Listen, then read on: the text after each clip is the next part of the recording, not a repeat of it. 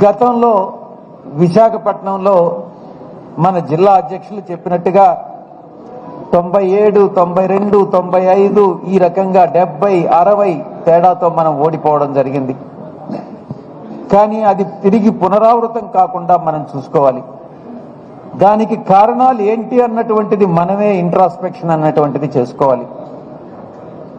కారణాలు తెలుసుకుని ఆ కారణాలకు ఏదైతే సమస్యలు ఉన్నాయో, ఏదైతే కారణాలో ఆ కారణాలని మనం రెక్టిఫై చేసుకునే, పొరపాట్లను రెక్టిఫై చేసుకునేటటువంటి ప్రయత్నం మనం చేయాలి. నాకు తెలిసినంత వరకు కొన్ని ఎందుకనంటే నేను కూడా నెల్లూరు నుంచి ప్రత్యక్ష ఎన్నికల్లో పోటీ చేసి ఓడిపోయాను కాబట్టి ప్రత్యక్షంగా నాకు కూడా కొన్ని అనుభవాలు వచ్చాయి. నాకు తెలిసినంత వరకు ప్రత్యక్ష ఎన్నికల్లో పాల్గొనేటటువంటి ఏ వ్యక్తి కూడా అన్ని సామాజిక వర్గాల్ని, ఏ సామాజిక వర్గము మనది కాదు, ఏ తరగతి మనది కాదు, ఏ వర్గము మనది కాదు అన్నటువంటి భావన మనసులో నుంచి తొలగించి ప్రతి ఒక్కరూ మనకు కావాల్సినటువంటి వాళ్లే, ప్రతి ఒక్కరూ మన ఓటర్సే, ప్రతి ఒక్కరి ఆకాంక్షల మేరకు మనం పనిచేయాలి. వాళ్ళ అభిమతాల్ని, వాళ్ళ యొక్క ఆశలని, ఆకాంక్షలను తెలుసుకుని దానికి అనుగుణంగా మనం పనిచేయాలన్నటువంటిది నేర్చుకున్నప్పుడే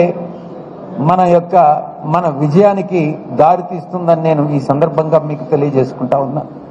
ఈరోజు కార్యకర్తల మీద భారం మోపడం అన్నటువంటిది ఇష్టం లేకపోయినప్పటికీ కూడా ప్రజా సమస్యల్ని మనం ముందుకు తీసుకెళ్లాలి. ఎప్పుడైతే అది ప్రజా సమస్య ఉత్పన్నమవుతుందో ఆ ఉత్పన్నమైనప్పుడే మనం ఉద్యమించాలి అన్నటువంటి విషయాన్ని దృష్టిలో పెట్టుకుని అధ్యక్షుల వారు ఈ రకమైనటువంటి నిర్ణయాలు తీసుకోవడం జరుగుతూ ఉంది.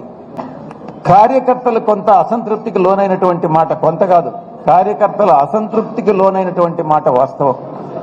దానికి మనం అందరం కూడా బాధ్యులమేనన్నటువంటి విషయాన్ని నేను తెలియజేసుకుంటా ఉన్నా. తిరిగి అది పునరావృతం కాకుండా కార్యకర్తలందరూ కూడా సంతృప్తి పరిచే విధంగా మనం ఏం చేయాలి అంటే, ఈ 4.5 సంవత్సరంలో మనం ఏదైనా చేయలేకపోవచ్చేమో, కానీ తిరిగి మళ్లీ అధికారంలోకి వచ్చినప్పుడు కార్యకర్తలు చేసేటటువంటి సేవలను మర్చిపోకుండా మనం చేసేటటువంటి ప్రతి పథకం, మనం అమలు చేసేటటువంటి ప్రతి పథకం కార్యకర్తలను దృష్టిలో పెట్టుకుని మనం అమలు చేయాలి అన్నటువంటి విషయాన్ని నేను తెలియజేసుకుంటా ఉన్నా. ఇక పార్టీని క్షేత్రస్థాయిలో బలోపేతం చేయడం, గతంలో జీవీఎంసీ ఎన్నికల్లో మనం ఎలాగైతే విజయం సాధించామో అదే కృషి, అదే